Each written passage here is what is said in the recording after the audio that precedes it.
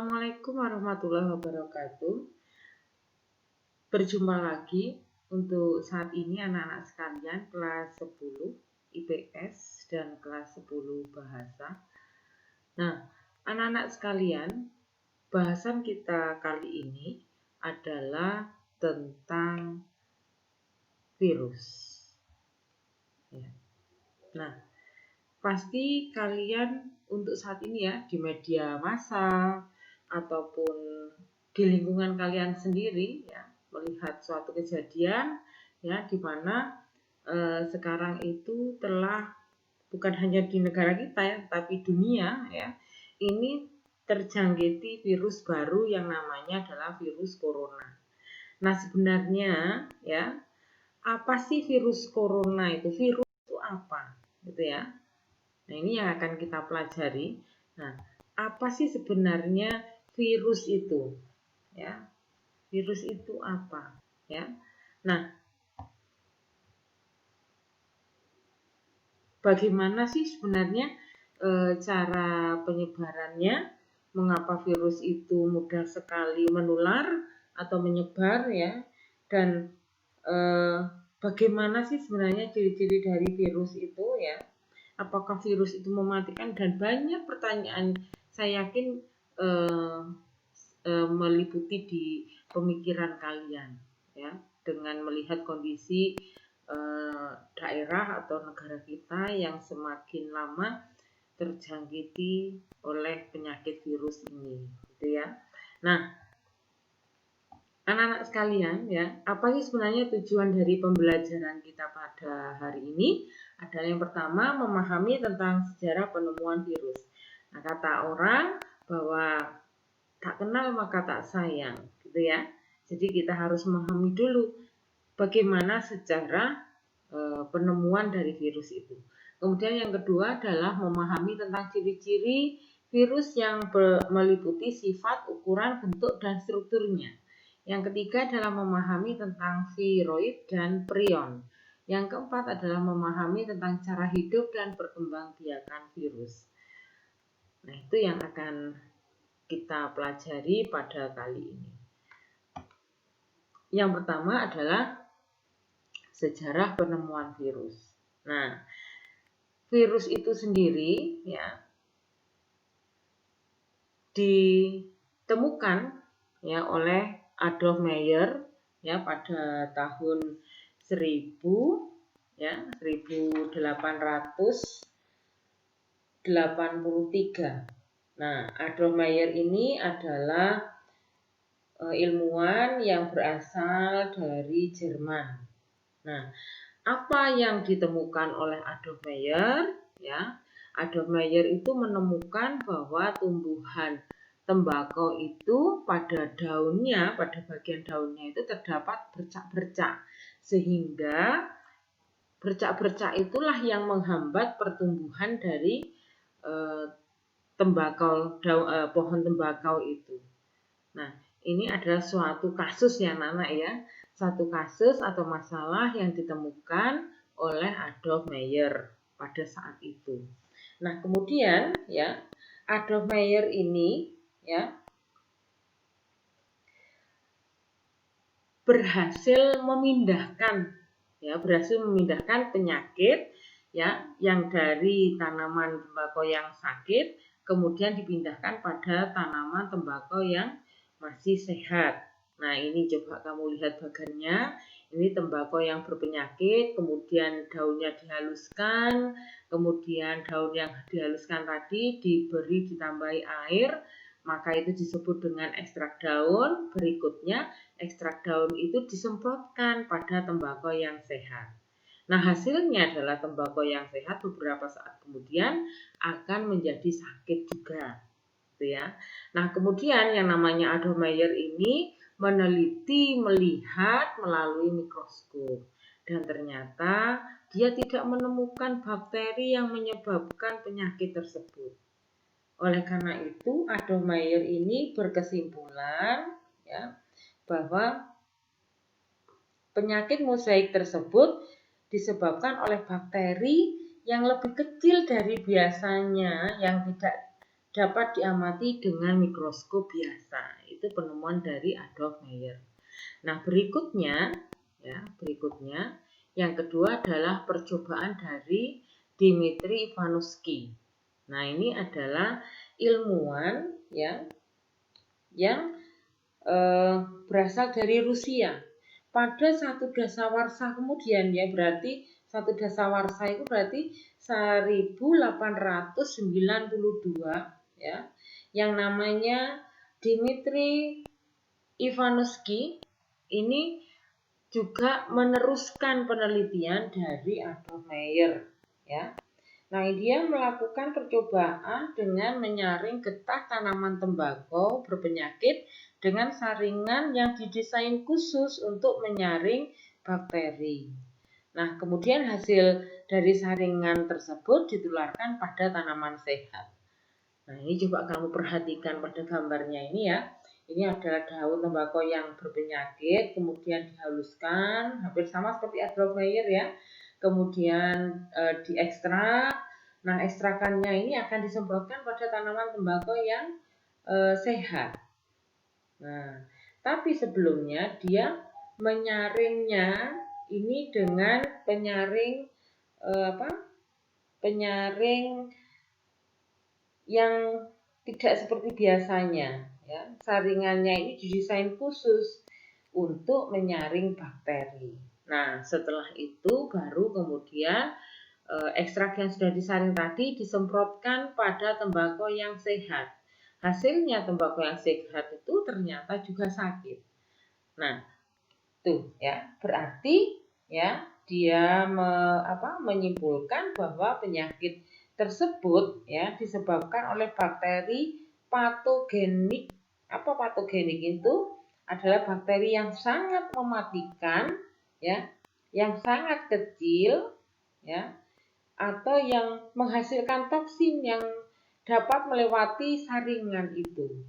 Ya, jadi dia menyaringnya terlebih dahulu kan berbeda dengan pada Adolf Meyer. Kalau Adolf Meyer tidak disaring ya. Ini kalau pada Dmitri Ivanovsky itu disaring dengan penyaring khusus. Tetapi hasilnya masih sakit. Ya, masih sakit pada tumbuhan tembakau yang disemprot oleh ekstrak daun tembakau yang berpenyakit. Gitu ya. Nah, kemudian pada berikutnya yaitu pada tahun 1897 ya, seorang ilmuwan Belanda melakukan percobaan untuk membuktikan bahwa agen penyebab penyakit dari tanaman tembakau itu dapat berkembang biak. Namanya adalah Beijering ya. Nah, Martinus Beijering. Nah, Martinus ini adalah seorang ilmuwan Belanda, gitu ya. Aku lihat fotonya. Nah, ini Pak Martinus Beijering, ya. Nah, apa yang Martinus Beijering lakukan? Dia itu melakukan eksperimen yang membuktikan bahwa agen penginfeksi yang terdapat di dalam getah tembakau itu dapat berkembang biak, ya. Nah, Beijering menyemprotkan getah yang telah disaring ke tanaman lainnya, ya. Setelah tanaman tersebut sakit, ya, getahnya digunakan untuk menginfeksi tanaman berikutnya dan seterusnya sehingga beberapa kali pemindahan, ya. Ternyata kemampuan patogen tersebut tidak berkurang setelah beberapa kali dipindahkan. Berbeda dengan bakteri. Kalau pada bakteri, agen penginfeksi tersebut tidak dapat berkembang biak dalam medium nutrisi di dalam cawan Petri ya, dan tidak dapat dinonaktifkan dengan alkohol.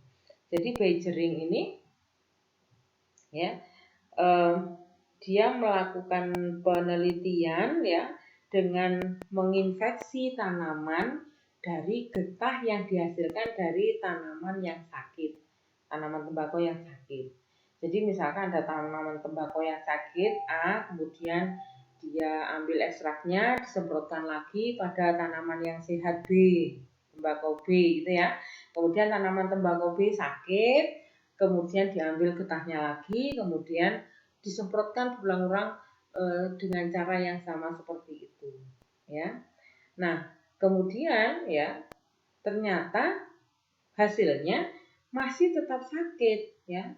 Tidak ada namanya, meskipun sudah diulang-ulang, ya, hasilnya adalah tanaman tembakau yang terkena getah dari tembakau yang sakit itu masih juga menimbulkan penyakit pada tanaman tembakau yang sehat, ya. Dan sifat patogennya itu tidak berkurang, ya. Nah, berbeda dengan bakteri, ya. Kalau bakteri itu semakin lama semakin bisa dilemahkan, tapi kalau pada virus ini ya waktu itu ya itu tidak bisa dilemahkan, ya. Nah, meskipun ya dia nonaktifkan dengan menggunakan alkohol, ya. Jadi Berger ini menyimpulkan bahwa agen tersebut adalah partikel yang ukurannya kecil dan lebih sederhana dari bakteri, sehingga Bergering menyebutnya sebagai virus lolos saring atau filterable virus, ya. Jadi virus yang lolos saring, meskipun disaring berulang-ulang masih tetap bisa menginfeksi tanaman tembakau yang sehat, ya. Nah, berikutnya ilmuwan yang keempat adalah Wendell Stanley, ya. Ini Bapak Wendell, ya, Stanley, ya. Apa yang dia amati? Nah, ini ya. Wendell Stanley ini mampu mengkristalkan partikel mikroskopis yang menyerang tanaman tembakau, yang kemudian diberi nama dengan Tobacco Mosaic Virus atau TMV, ya. Nah, Stanley ini ya, jadi dari awalnya Wendell Stanley inilah ya, kemudian berkembang ilmu tentang virus, ya. Virus itu ternyata bisa dikristalkan sehingga dia bisa dihentikan, ya. Daya penularannya itu bisa dihentikan dengan cara mengkristalkan partikel tersebut, ya. Nah, pada saat itu karena yang diamati adalah pohon tembakau, maka disebut dengan Tobacco Mosaic Virus. Nah, ini gambarnya, ya. Gambarnya.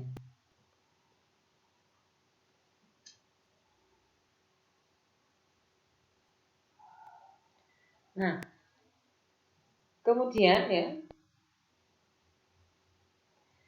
meskipun Wendell Stanley ini masih sudah bisa mengkristalkan partikel tersebut atau virus tersebut, tapi pada saat itu masih bingung juga, tidak seperti saat ini, karena ilmu pengetahuan waktu itu juga masih sangat terbatas, ya. Nah, kemudian berikutnya, nah, ya. Apa sih sebenarnya virus itu? Nah, ini ya. Ini kita bisa pelajari tentang ciri-ciri virus. Nah, virus itu apa sih? Virus itu merupakan partikel yang bersifat parasit obligat pada sel atau makhluk hidup, ya. Maksudnya partikel yang bersifat parasit obligat itu apa? Parasit obligat ini adalah benar-benar parasit, ya, yang tadi istilahnya adalah racun, ya, jadi tidak ada positif-positifnya, ya. Yang namanya virus itu sifatnya adalah merugikan, ya, pada sel atau makhluk hidup. Yang kedua, ternyata virus itu bukan termasuk sel atau yang disebut dengan aseluler. Kenapa bukan disebut dengan sel? Ya, nah ini nanti dijelaskan. Berikutnya adalah virus itu berukuran sangat renik. Renik itu kecil. Jadi ukurannya itu lebih kecil daripada sel, gitu ya. Nah, kemudian sifat virus itu sendiri, ya, seperti makhluk hidup, antara lain adalah dapat berkembang biak. meskipun hanya di dalam sel hidup dan memiliki asam nukleat berupa DNA saja atau RNA saja. Jadi sifatnya virus itu antara lain adalah seperti makhluk hidup. Ya. Makhluk hidup itu mampu berkembang biak, ya, meskipun hanya di dalam sel hidup. Jadi virus itu tidak bisa berkembang biak jika di lingkungan. Dia bisa berkembang biak jika ada di dalam sel makhluk hidup. Bisa hewan, bisa manusia, bisa tumbuhan. Ya. Kemudian yang berikutnya, sifat virus itu juga seperti benda mati. Antara lain adalah tidak melakukan metabolisme, tidak bernafas, tidak bergerak, ya. Kemudian tidak memerlukan adaptasi, ya. Kemudian tidak menghasilkan zat sisa, dia tidak membutuhkan makan, ya. Nah, dan proses-proses metabolisme lain yang seperti pada makhluk hidup. Oleh karena itu, virus itu bisa dikatakan sebagai benda mati, juga bisa dikatakan sebagai makhluk hidup. Alasannya apa? Silahkan, tadi sudah ada ya. Sifat virus seperti makhluk hidup. Kenapa? Karena mampu berkembang biak, ya. Dan juga memiliki asam nukleat yang berupa DNA dan atau RNA saja. Nah, apa sih DNA sama RNA? DNA dengan RNA ini adalah suatu bentuk asam nukleat yang fungsinya untuk pembelahan sel, ya, untuk melakukan bukan pembelahan sel. Maksudnya di sini asam nukleat itu bisa digunakan untuk berkembang biak atau melakukan sintesis, ya, sehingga bisa menghasilkan virus-virus baru. Kemudian virus ini juga disebut dengan benda mati. Kenapa? Karena dia tidak mengalami metabolisme, misalnya bernafas, dia tidak bernafas, ya. Misalnya lagi tidak melakukan tidak menghasilkan zat sisa, ya. Tidak juga dia bergerak, tidak bisa bergerak sendiri, ya. Nah, dan tubuhnya berbentuk kristal. Apa sih kristal itu? Kristal ini adalah berbentuk seperti ion, ya, seperti partikel, ya, dan melayang-layang di udara. Begitu, ya. Nah, berikutnya, nah ini perbandingan ukuran virus dalam mikrometer. Nah, virus ini berwarna hijau bintik-bintik ini, ya, ukurannya adalah 0,2 mikrometer. Sedangkan kalau pada sel bakteri yang berwarna biru ini ukurannya lebih besar daripada virus. Coba perhatikan perbandingan gambarnya, ya. Karena sel bakteri ini berukuran 1 mikrometer. Kemudian ada sel eukariotik. Sel eukariotik ini adalah sel yang memiliki membran inti, ya. Bisa pada hewan, bisa pada manusia, bisa pada tumbuhan. Nah, pada sel eukariotik ini sendiri memiliki ukuran 1 mikrometer, ya. Nah, itu. Jadi perbandingannya adalah kalau pada virus ini 0,2, sedangkan kalau pada bakteri ini 1, ya, berarti berapa kali lipatnya dari sel ukurannya itu, ya. Nah, berikutnya adalah struktur tubuh virus. Nah, apa struktur tubuh virus? Ya, seperti tadi itu, ya, virus tidak termasuk dalam sel atau yang disebut dengan aseluler karena tidak memiliki bagian-bagian sel seperti dinding sel, membran sel, sitoplasma, inti sel, dan organel-organel lain. Jadi virus itu bukan termasuk dalam sel, ya. Awas dulu, ya. Ada yang mengatakan bahwa virus itu sel, salah besar, ya. Kenapa kok tidak termasuk dalam sel?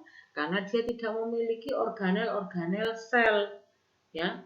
Tidak memiliki organel-organel seperti yang ada di dalam sel. Berbeda, ya. Dia tidak punya dinding sel, tidak punya membran, tidak punya sitoplasma, tidak punya inti sel, dan lain-lainnya. Oleh karena itu, yang namanya virus itu tidak melakukan metabolisme. Karena organel sel itu sendiri fungsinya adalah untuk menghasilkan metabolisme. Tapi kalau pada virus, karena dia tidak punya alat-alat untuk metabolisme, maka dia tidak melakukan metabolisme. Nah, secara umum ya, struktur virus itu diwakili oleh bakteriofag yang berbentuk seperti huruf T ya. Nah, partikel virus yang lengkap itu disebut dengan virion. Ada juga virus yang tidak lengkap ya. Misalnya ada virus yang tidak berselubung, ada juga virus yang berselubung. Tapi yang paling lengkap ini adalah virion. Virion ini terdapat pada bakteriofag yang berbentuk seperti huruf T ya. Nah, berikutnya ini gambar dari virion itu tadi ya. Bakteri yang virus yang lengkap atau yang disebut dengan virion ya. Nah, coba kamu perhatikan bagian-bagiannya ya. Ini ada kapsid ya. Apa itu kapsid ya? Ada DNA. Apa itu DNA? Nah, yang segi banyak ini ya, ini disebut apa? Ini disebut dengan kepala. Kepala itu terdiri dari kapsid dan DNA. Kapsid itu ya, kepala ya. Kepala ini terdiri dari kapsid dan DNA ya. Kapsid itu apa? Kapsid ini adalah lapisan pelindung dari kepala virus itu sendiri. Jadi kepalanya seperti kepala kalian, tidak ya, berbeda ya. Nah, di dalam kepalanya terdapat DNA saja atau RNA saja ya. Nah, sudah ya. Kemudian berikutnya adalah kapsid. Nah, kapsid tadi sudah ya. Kapsid ini adalah selubung terluar virus yang tersusun dari banyak subunit protein yang disebut dengan kapsomer. Ya, kapsomer ini adalah selubung terluar dari kapsid itu sendiri. Nah, kapsid inilah yang memberikan bentuk pada virus ya.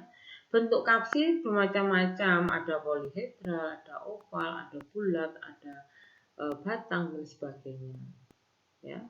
Nah, berikutnya ada asam nukleat di dalamnya ini ya. Asam nukleat itu ada DNA atau RNA.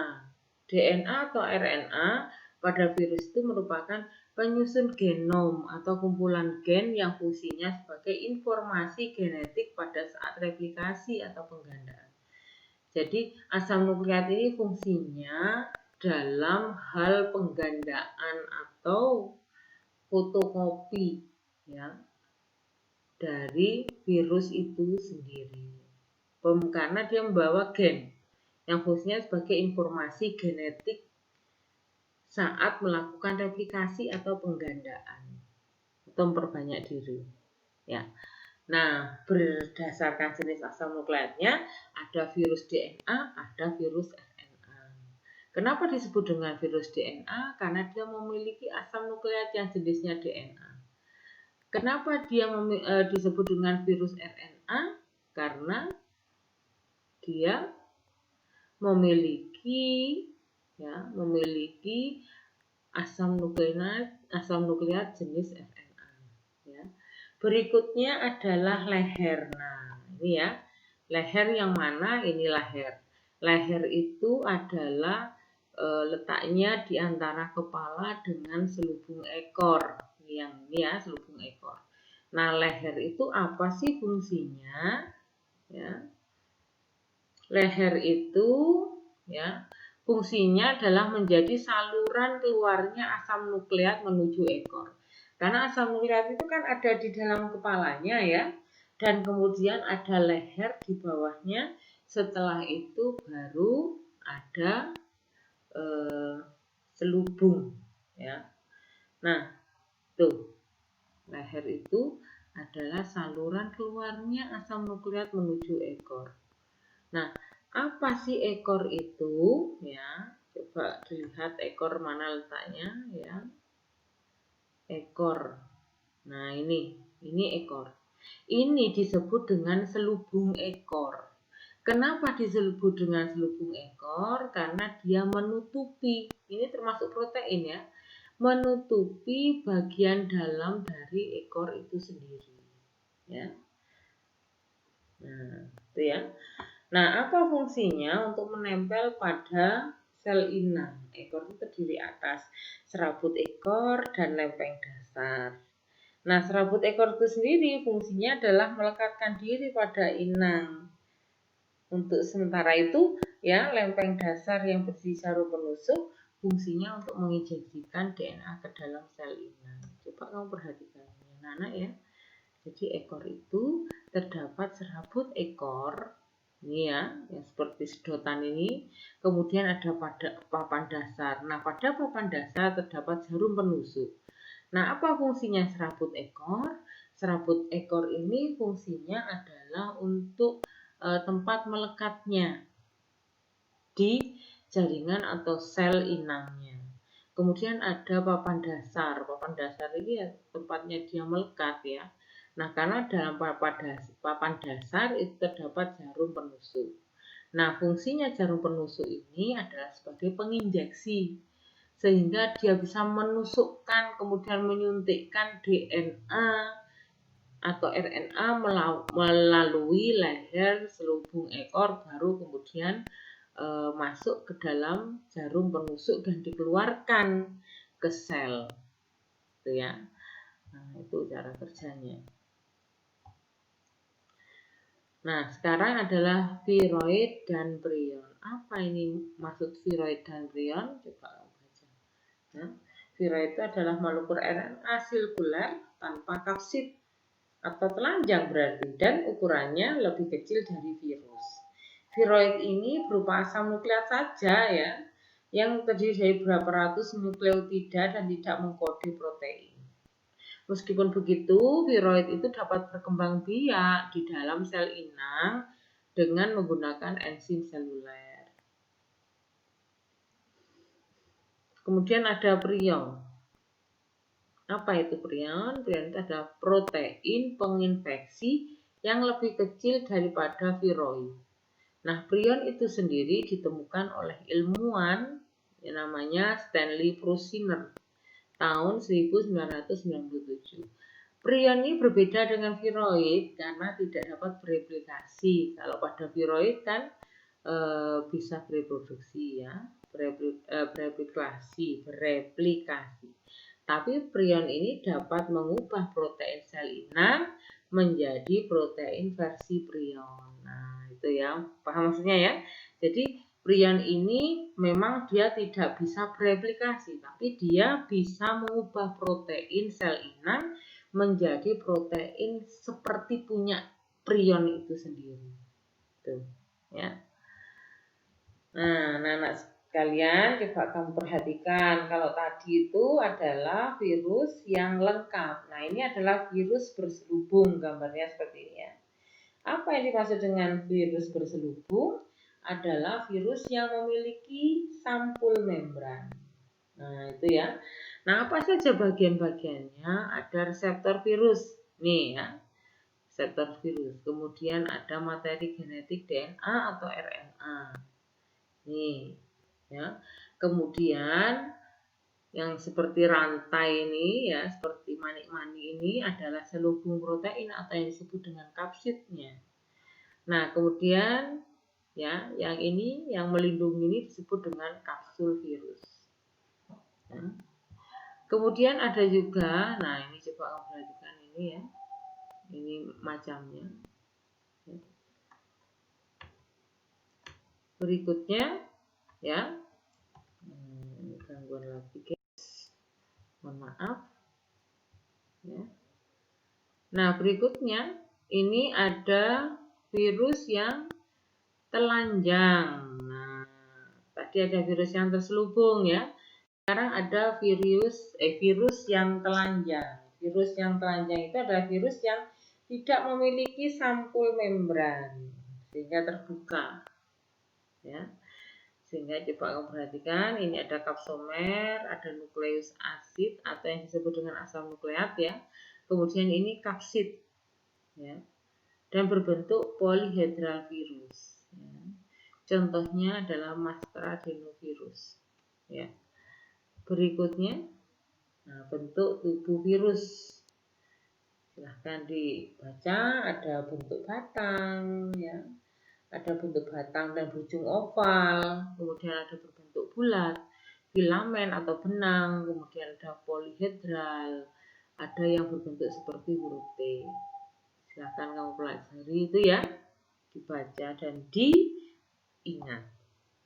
Berikutnya adalah gambarnya ini ya. Ada yang berbentuk bulat, polyhedris atau polyhedral ya. Kemudian ada seperti huruf T yang seperti tadi, ada yang berbentuk batang. Ya. Berikutnya adalah replikasi virus. Nah, ini dia. Replikasi virus atau yang disebut dengan reproduksi virus.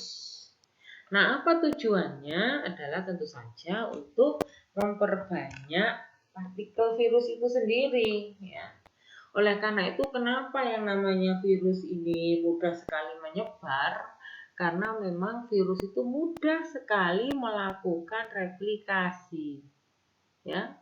Sehingga untuk mengurangi laju infeksi itu harusnya dikristalkan itu tadi virusnya sehingga dia tidak mampu bereplikasi.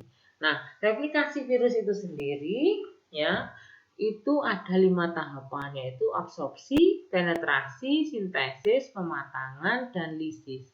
Absorpsi ini adalah penyuntikan atau injeksi ya. Kemudian penetrasi ya, kemudian ada memasukkan ya.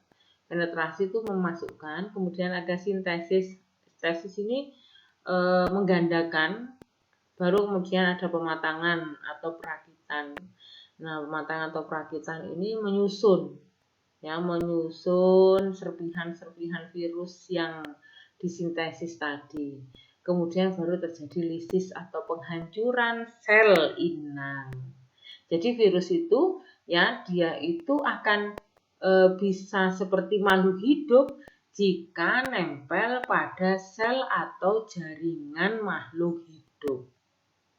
Kalau dia di lingkungan, dia akan melayang-layang di udara, ya sesuai dengan karakteristiknya.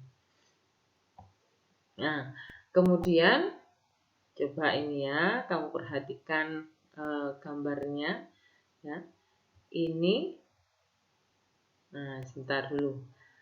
Nah ini ya, ini ada sel, kemudian ini virus, kemudian terjadi absorpsi, nah, kemudian ada penetrasi dan masuklah DNA yang ada di kepala ini ke dalam sel. Kemudian terjadi pematangan atau perakitan ini ya, baru kemudian terjadi lisis atau pecah. Apa yang pecah? Yang pecah itu adalah sel inangnya itu sendiri. Karena dalam satu sel itu bisa ditempati lebih kurang 500 virus. Sehingga bentuk selnya akan menggelembung atau membesar. Lama-lama akan dihancurkan oleh virus yang ada di dalam sel inang itu sendiri. Ya. Nah, itu ya. Kemudian coba ini ada gambar dari siklus litik dan siklus lisogenik. Ini ya, ada daur litik, ada daur lisogenik. Coba kamu amati gambarnya.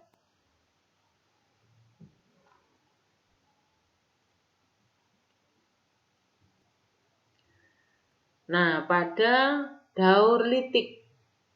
Ini ya, pada daur litik bermula dari mana? Bermula dari sini ya. Ini adalah sel. Kemudian sel itu dihinggapi oleh virus ya. Baru kemudian virus ini melakukan penetrasi dan kemudian memasukkan materi genetik yang ada di kepalanya ke dalam sel ya. Nah, kemudian di dalam sel itu akan melakukan sintesis atau penggandaan.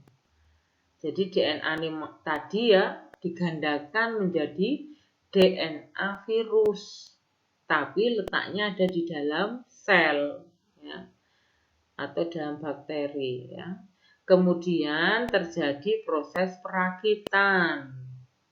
Nah, proses perakitan ini sehingga sampai virus itu lengkap dan siap dikeluarkan. Nah, ini ya. Ini disebut dengan tahap lisis.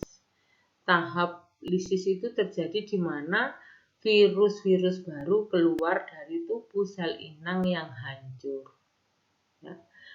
Nah, itu. Ini kalau daur litik, begitu seterusnya. Oleh karena itu, kenapa yang namanya virus ini mudah sekali menyebar? Karena memang banyak, ya. Tidak hanya 1-2, tapi banyak. Kemudian yang kedua ada daur lisogenik. Daur lisogenik itu daur yang bagaimana? Daur lisogenik itu ya hampir sama, terjadi tahap absorpsi atau penempelan ya, kemudian terjadi penetrasi atau memasukkan DNA ke dalam sel atau ke dalam bakteri. Nah, baru kemudian berbeda dengan litik ya, di mana ketika terjadi penetrasi, maka DNA atau RNA yang ada di kepala dari virus akan masuk ke dalam tubuh sel. Nah, di situ kemudian terjadi penggabungan. Apa yang digabungkan? Yang digabungkan itu adalah DNA atau RNA-nya virus ya, nempel pada DNA atau RNA-nya sel. Nah, yang seperti ini disebut profag. Profag itu apa?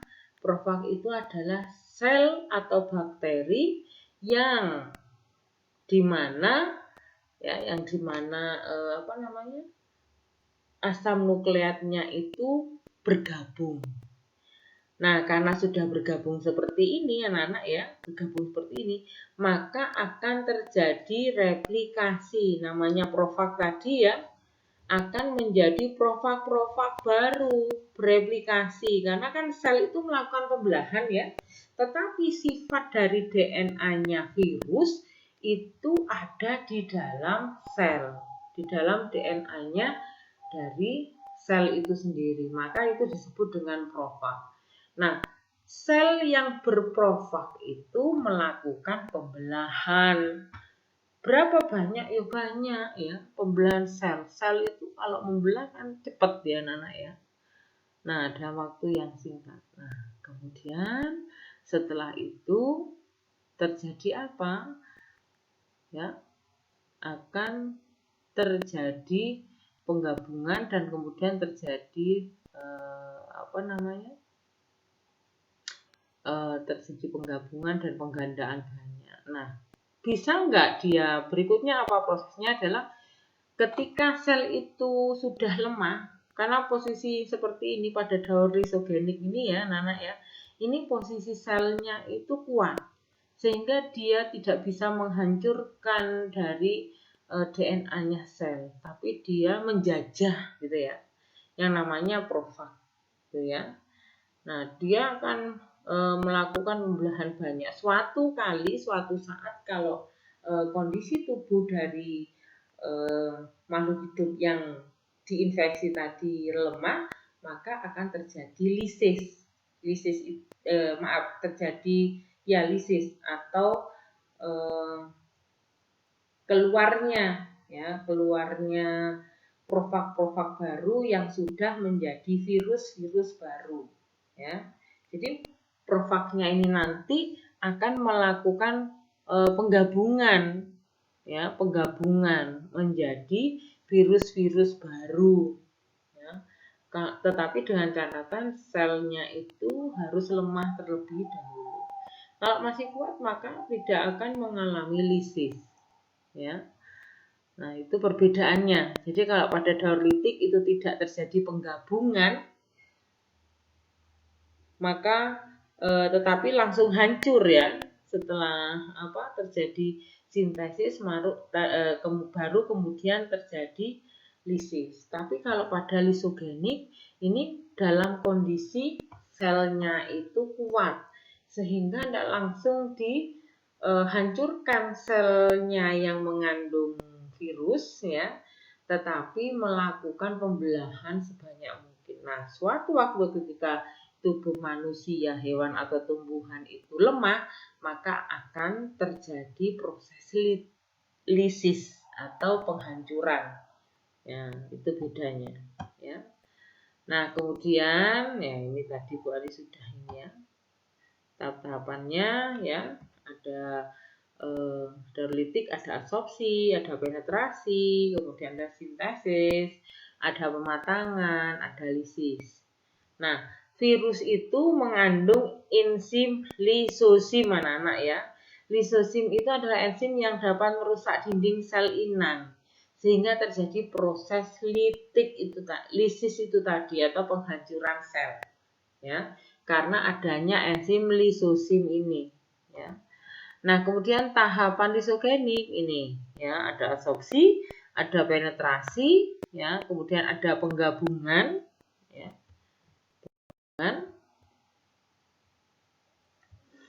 Apa anak ya? Sedikit gangguan ya.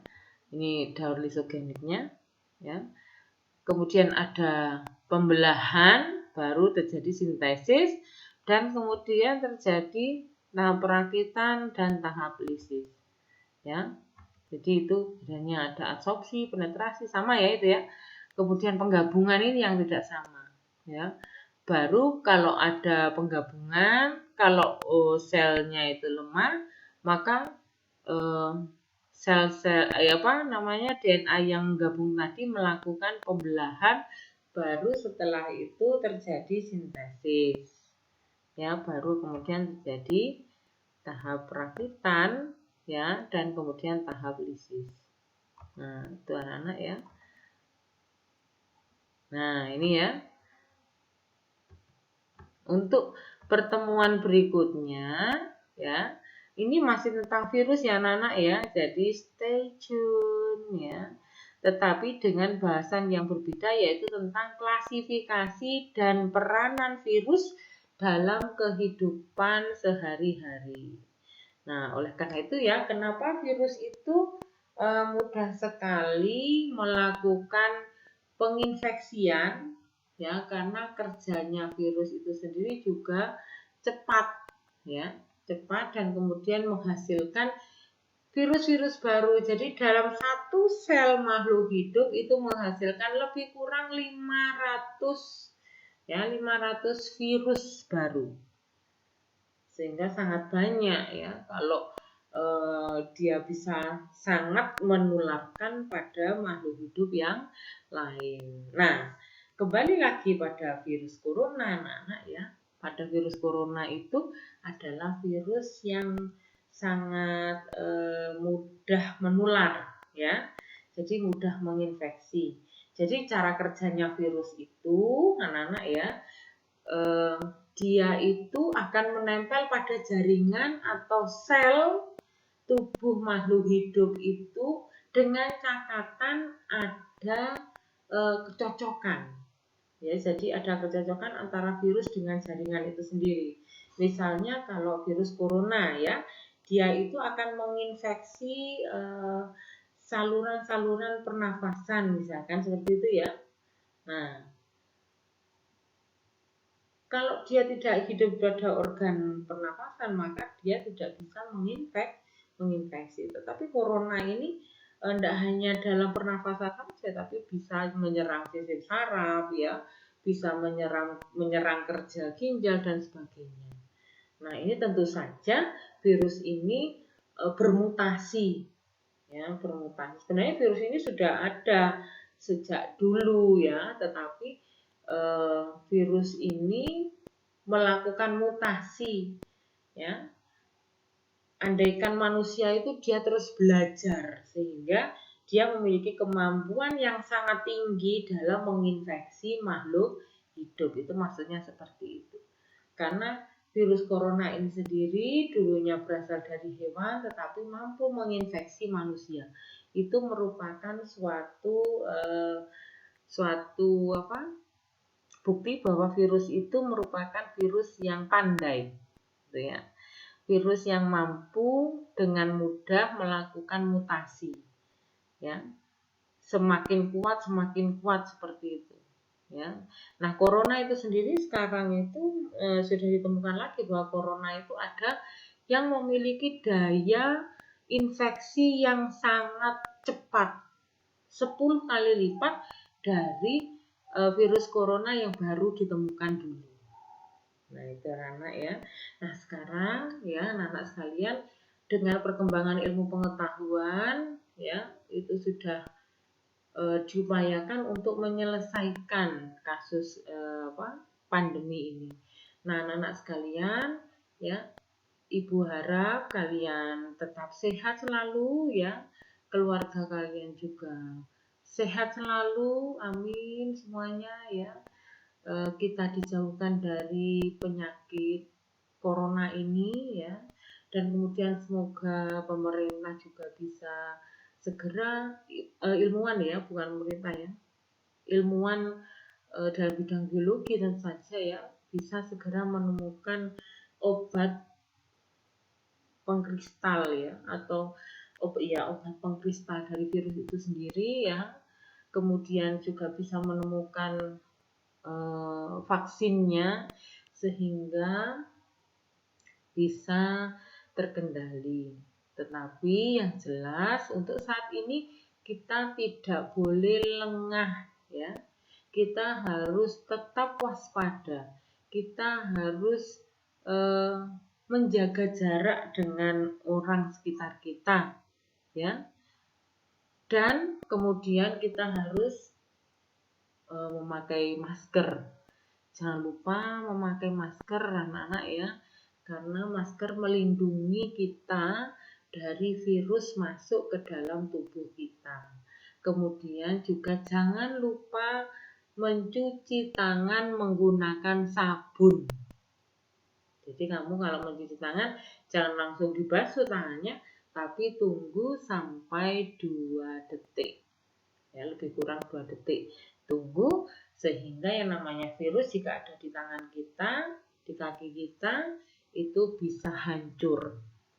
Jadi proteinnya, selubungnya itu bisa hancur dari bahan deterjen itu tadi. Deterjen apa saja sudah, bisa sabun mandi ya, bisa sabun cuci piring, pokoknya yang mengandung deterjen.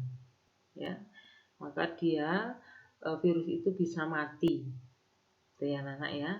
Semoga kita semuanya sehat selalu, ya, waspada selalu, jaga imunitas tubuh kita, ya, makan makanan yang bergizi sehingga kita bisa meningkatkan daya tahan tubuh atau yang disebut dengan antibodi.